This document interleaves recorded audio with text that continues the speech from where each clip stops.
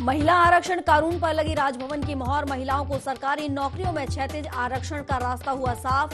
CM Dhami ने राज्यपाल का जताया आभार।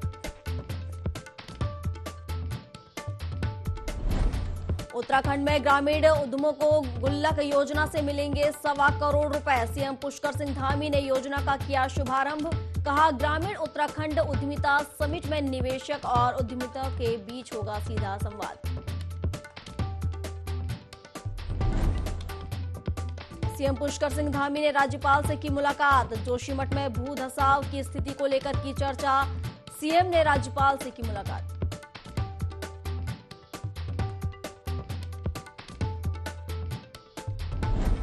और कांग्रेस प्रदेश अध्यक्ष करण मेहरा के नेतृत्व में कांग्रेस नेताओं ने की सीएम से मुलाकात। जोशीमठ को लेकर सरकार से रखी अपनी बात।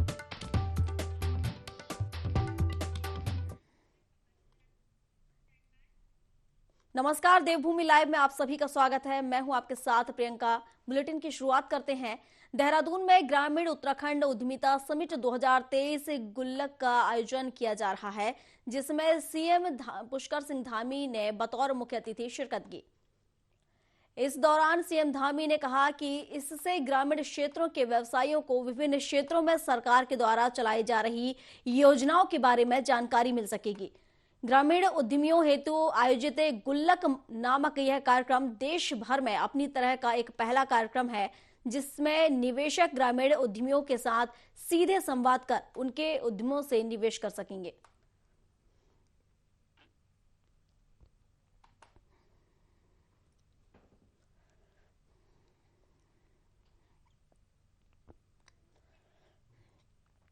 ये देहरादून से आप खबर देख रहे हैं, जहां ग्रामीण उत्तराखंड उद्यमिता समिट गुल्लक का आयोजन किया जा रहा है। 11 जिलों में स्थापित होंगे रूल्स।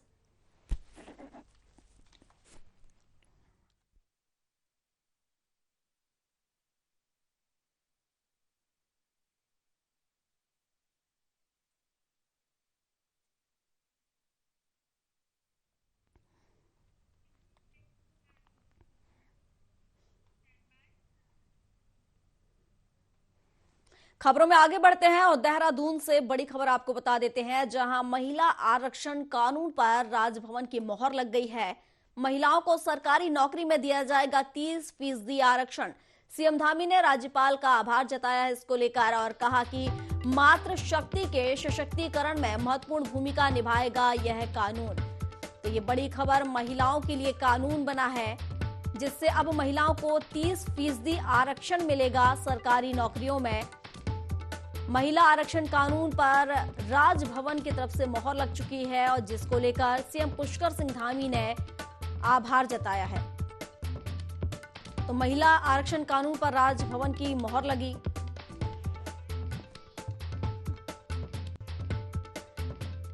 और इस पर विस्तार से जानकारी के साथ आकाश हमारे साथ जुड़ चुके हैं लाइव। आकाश से जान लेते हैं। आकाश, देहरादून में महिला आरक्षण कानून बन चुका है और उस पर अब मोहर भी लग चुकी है।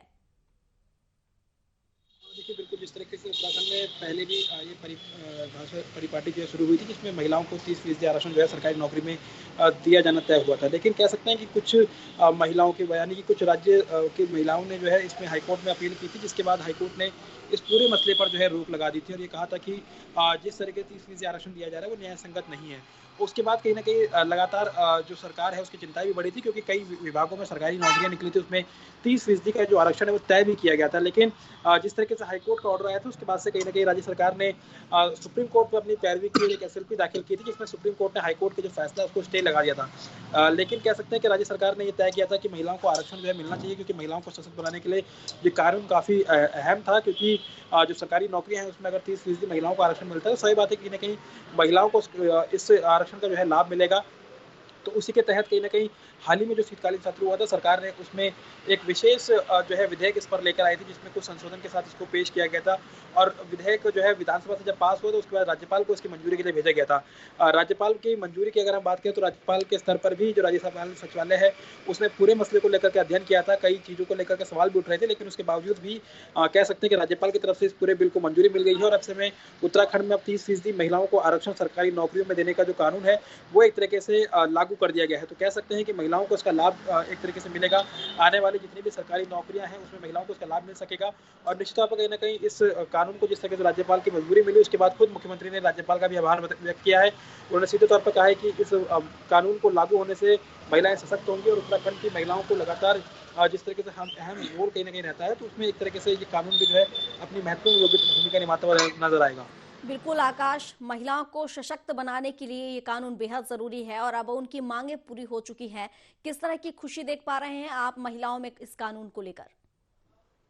देखिए बिल्कुल जिस तरीके से सरकारी नौकरियों में कई पद निकले थे उसके बाद से कहीं न कहीं ये बात उठ रही थी कि महिलाओं को आरक्षण मिलना चाहिए और ऐसे में कोशिश ये थी और निश्चित तौर पर जिस तरह से आरक्षण को लेकर के कल राज्यपाल ने मंजूरी दी है उसके बाद से ही अब आने वाले समय में जब ये कानून बन चुका है तो सही बात है कि तमाम जो पहलू है उस पर ये अपना रूप अख्तियार करेगा और ऐसे में तमाम जो सरकारी नौकरियाँ हैं उसमें महिलाओं को लाभ मिलेगा और ऐसे में लगातार जब कानून को विधानसभा में से पास कराया गया था तो तभी भी कहीं न कहीं महिलाओं में काफ़ी खुशी इस बात को लेकर की थी कि सरकार उनके साथ जो है आगे आई है और जिस तरीके से हाईकोर्ट का फैसला आया तो उसके बाद कहीं न कहीं निराशा हाथ लगी थी। लेकिन सुप्रीम कोर्ट में सरकार गई थी, एसएलपी दाखिल की गई थी जिसका स्टे एक तरीके से उसमें देखने को मिला था।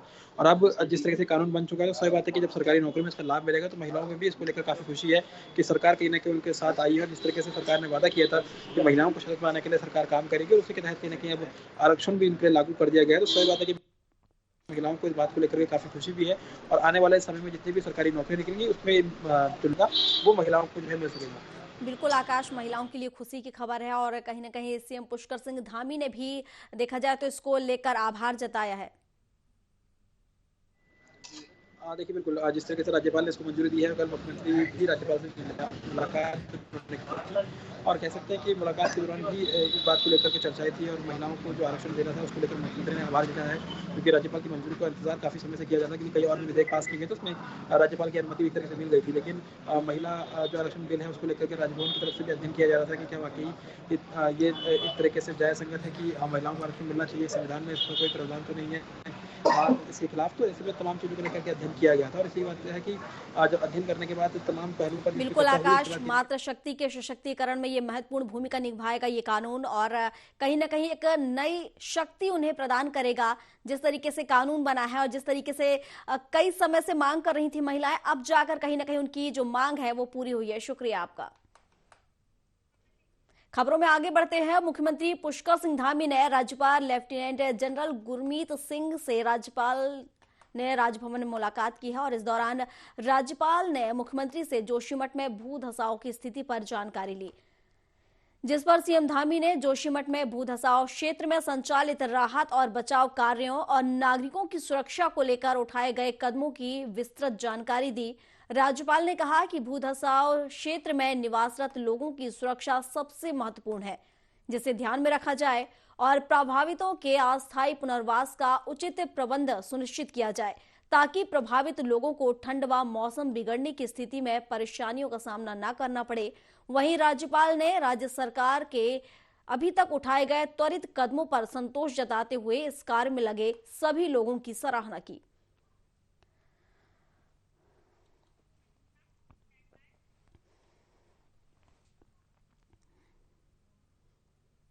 खबरों में आगे बढ़ते हैं और एक और बड़ी खबर आपको बता देते हैं, जहां मुख्यमंत्री पुष्कर सिंह धामी ने सचिवालय में गन्ना विभाग की समीक्षा बैठक की, जिसमें गन्ना जो विकास मंत्री हैं सौरभ बहुगुणा वो भी शामिल हुए। इस दौरान उन्होंने कहा कि चीनी मिलों की आय बढ़ाने की दिशा में प्रयास किए जाएं। चीनी मिल अपनी आय के संसाधन बढ़ाने एवं आत्मनिर्भरता की ओर बढ़ने का प्रयास करें। सीएम के निर्देश दिए गए उसके बाद गन्ना किसानों का भुगतान समय पर हो जाए और यह भी सुनिश्चित किया जाए जो चीनी मिलें लगातार घाटे में चल रही हैं, इनके कारणों का विश्लेषण किया जाए और गन्ने की हाई वैरायटी के उत्पादन पर अधिक फोकस किया जाए। वहीं गन्ना विकास मंत्री सौरभ बहुगुणा ने कहा कि चीनी मिलों के आधुनिकीकरण की ओर ध्यान दिए जाने की आवश्यकता है। उन्होंने कहा कि 2022-23 हेतु पेराई सत्र नवंबर 2022 से शुरू हो चुका है। मिलों में पिछले वर्ष की तुलना में इस वर्ष पेराई क्षमता, चीनी परता एवं चीनी उत्पादन में वृद्धि हुई है। प्रदेश में 2021-22 के सहकारी, सार्वजनिक एवं निजी क्षेत्र की सभी मिलों का गन्ना भुगतान पूर्ण किया जा चुका है। इस करंट सीजन का जो सत्र शुरू हुआ है, नवंबर 20 के आसपास वो सत्र शुरू हुआ था, वो पेमेंट का सिर्फ बकाया है। पिछले सारे सत्रों का पेमेंट जो है सरकार क्लियर कर चुकी है। जो पिछला सत्र था जो जिसमें 250 करोड़ की देनदारी सरकार की थी, वो हमने पहली बार ऐसा हुआ होगा उत्तराखंड में कि एक पराई सत्र शुरू होने से पहले पिछली पराई सत्र का पूरा पेमेंट हमने क्लियर किया था। और इस बार भी जो हमारे गन्ना किसानों का पेमेंट का जो इशू है, जो 2 महीने का सत्र का है, उसकी फाइल हमने ऑलरेडी माननीय मुख्यमंत्री जी को प्रेषित कर दी है। बहुत जल्द फाइनेंस हमको बजट मिलेगा और हम वो पेमेंट भी क्लियर करेंगे। प्रदेश अध्यक्ष करण मेहरा के नेतृत्व में कांग्रेस का डेलीगेशन सूबे के मुख्यमंत्री पुष्कर सिंह धामी से मिलने उनके कैंप कार्यालय पहुंचा, जहां कांग्रेस कार्यकर्ताओं ने मुख्यमंत्री धामी से जोशीमठ और अन्य क्षेत्रों में आ रही दरारों को लेकर चर्चा की। साथ ही जोशीमठ भूधसाव में प्रभावित लोगों को वन टाइम सेटलमेंट और तमाम तरीके की सुविधाएं उपलब्ध कराने को लेकर चर्चा की। बता दें, कांग्रेस पिछले 6 तारीख से मुख्यमंत्री से मिलने का आवेदन कर रही थी और समय न देने पर सीएम आवास के बाहर प्रदर्शन भी किया गया। कांग्रेस प्रदेश अध्यक्ष और नेता प्रतिपक्ष यशपाल आर्य ने मीडिया को बताया कि कांग्रेस पार्टी सरकार के हर कदम पर अपनी पैनी नजर रखेगी और यदि कोई भी कोताही सरकार द्वारा बरती जाएगी तो कांग्रेस पार्टी जनता की आवाज को उठाने का काम करेगी।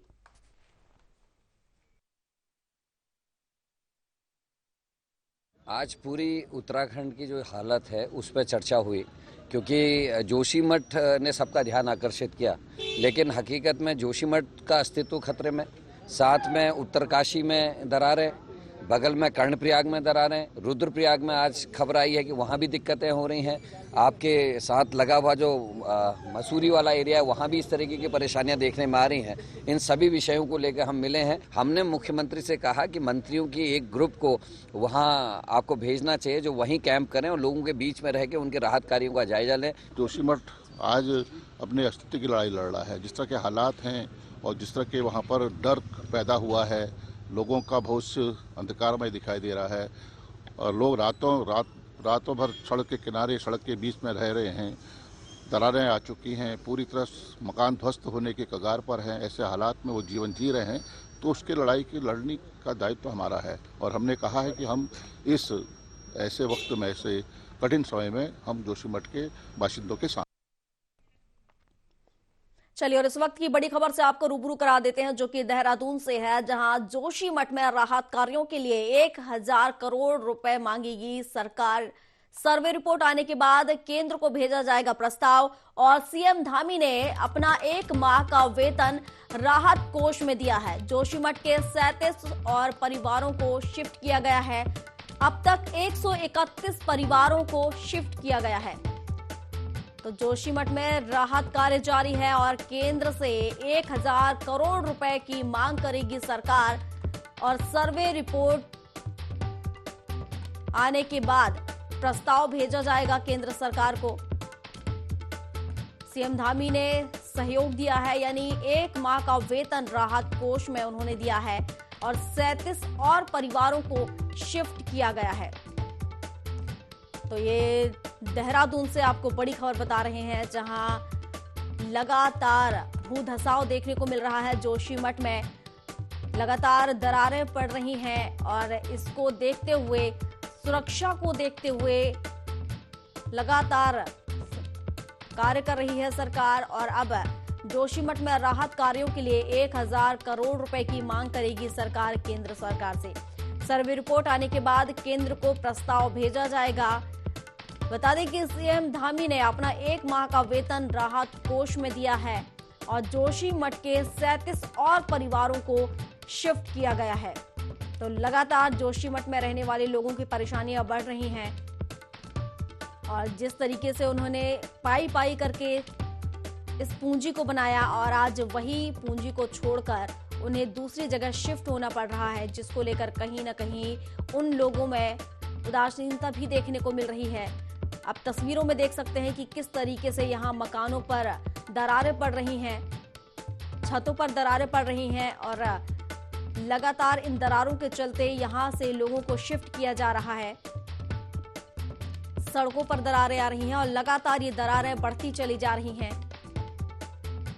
और अब इसको लेकर सर्वे रिपोर्ट आने के बाद केंद्र को प्रस्ताव भेजा जाएगा और इसके लिए सीएम धामी ने भी अपना 1 माह का वेतन राहत कोष में दिया है। जोशीमठ के 37 और परिवारों को शिफ्ट किया गया है। लगातार शिफ्ट किया जा रहा है लोगों को यहां से, लेकिन लोग अपना घर छोड़ने के लिए तैयार नहीं हैं। और क्योंकि देखा जाए तो उनकी पूरी पूंजी यहाँ पर लगी हुई है, उनका पूरा सामान है, जिसके चलते कई लोग ऐसे हैं जो नहीं छोड़ना चाहते हैं घर, लेकिन मजबूरी ऐसी कि उन्हें अपना आशियाना छोड़कर दूसरी जगह शिफ्ट होना पड़ रहा है। ये तस्वीरों में आप देख सकते हैं कि ये जो दरारें हैं कितनी गहरी हैं, आर पार नजर आ रहा है इन दरारों से, और लगातार ये दरारें बढ़ती ही चली जा रही हैं, जिसको देखते हुए धामी सरकार लगातार एक्शन में नजर आ रही है और हर जरूरी कदम उठा रही है। हालांकि कुछ लोग जो अपना घर छोड़ने के लिए तैयार नहीं है, उनको लेकर सख्त एक्शन में भी नजर आ रहा है प्रशासन, क्योंकि उनकी सुरक्षा सबसे महत्वपूर्ण है और जिसको देखते हुए ये एक्शन लिया जा रहा है। और अब 131 परिवारों को शिफ्ट किया जा चुका है।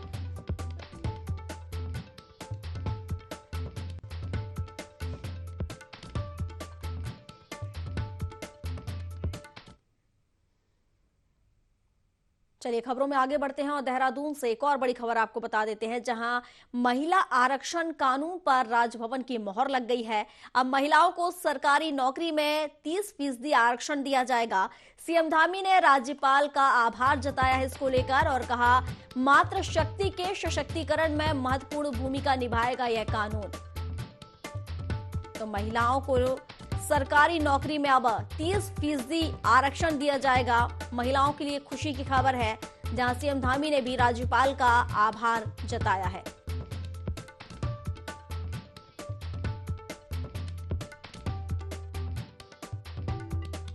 उत्तराखंड राज्य में मातृशक्ति का बहुत बड़ा योगदान है। हमारी माताएं बहनें बहुत संघर्ष करती हैं, बहुत परिश्रमी हैं, बहुत लगन से कार्य करती हैं। पिछले दिनों जब उच्च न्यायालय ने उस पर महिला आरक्षण पर रोक लगाई थी, हम माननीय उच्चतम न्यायालय में गए। उच्चतम न्यायालय ने उसको स्टे किया, लेकिन हमने तय किया कि हम इस पर विधेयक लाएंगे और हम विधेयक लेकर आए। आज राजभवन से भी उस पर अपनी मंजूरी राजभवन ने दे दी है, तो निश्चित रूप से अब उस पर पूरी तरह से हमारी सरकार के द्वारा जो निर्णय लिया गया था वो एक विधेयक बन गया है। मैं इसके लिए उत्तराखंड की सभी मातृशक्ति सबको, माताओं बहनों को शुभकामनाएं देता हूँ, बधाई देता हूँ। खबरों की ओर रुख कर लेते हैं। रुड़की की इकबालपुर शुगर मिल में कांग्रेसी किसानों ने धरना प्रदर्शन किया, जिसमें पूर्व मुख्यमंत्री हरीश रावत भी शामिल हुए। किसानों ने जल्द गन्ने का खरीद मूल्य घोषित करने समेत कई मांगों को लेकर प्रदर्शन किया। साथ ही चीनी मिल पर जो किसानों का बकाया पैसा है उसे चुकाने की भी मांग की। धरना प्रदर्शन में विधायक समेत कई कार्यकर्ता थे वो मौजूद रहे।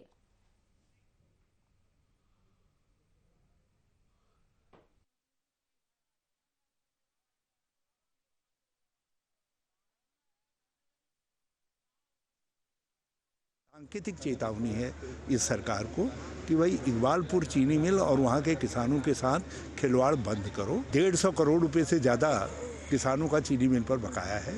सरकार अपनी जिम्मेदारी नहीं समझ रही। ये अकेले चीनी मिल मालिक दोषी नहीं है, सरकार भी दोषी है। सरकार को गारंटर मान करके लोग चीनी मिलों को चीनी देते हैं। गन्ने का खरीद मूल्य घोषित करिए। तो हमने तय किया है कि आज भी करेंगे, जरूरत पड़ी तो एक बार और धरना देंगे और उसके बाद जो है गन्ना पदयात्रा प्रारंभ करेंगे। हम लोग पदयात्रा करते हुए जो है देहरादून तक पहुंचेंगे और इसको 26 जनवरी के बाद। उत्तराखंड के जोशीमठ में हालात बिगड़ते चले जा रहे हैं, जिसे देखते हुए रक्षा राज्य मंत्री अजय भट्ट आपदा प्रभावित क्षेत्र है वहां पहुंचे, जहां उन्होंने आर्मी कैंप सहित नगर क्षेत्र के Sunil ward, JP colony, Narsingh मंदिर, गांधीनगर में क्षतिग्रस्त भवनों का निरीक्षण किया। इस दौरान रक्षा राज्य मंत्री आपदा से प्रभावित पीड़ित परिवारों से भी मिले।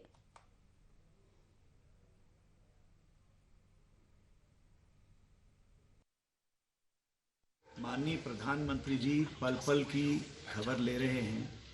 मुख्यमंत्री जी यहाँ दौरा करके चले गए हैं। चीफ सेक्रेटरी अपने पूरे अधिकारियों के साथ यहाँ कैंप किए हैं। आर्मी हमारी हर समय चौकन्ना है। इस समय हमारी पहली प्राथमिकता है जान माल की सुरक्षा करना, एक एक बच्चे को बचाना, हर परिवार को बचाना।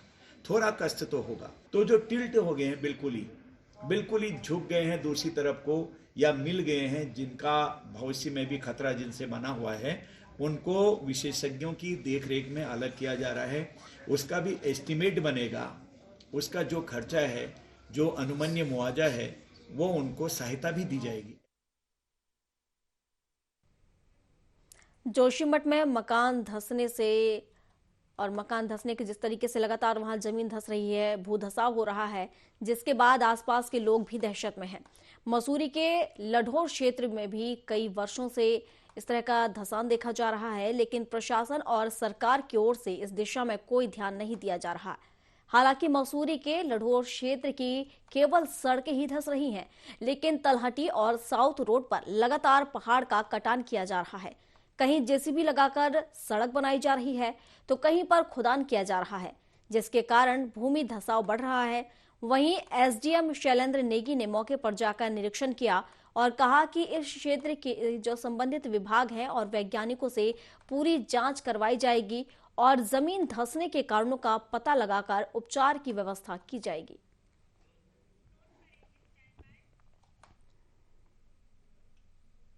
देवभूमि लाइव में अभी के लिए बस इतना ही। अधिक जानकारी के लिए आप बने रहिए हमारे साथ और देखते रहिए INT24। नमस्कार।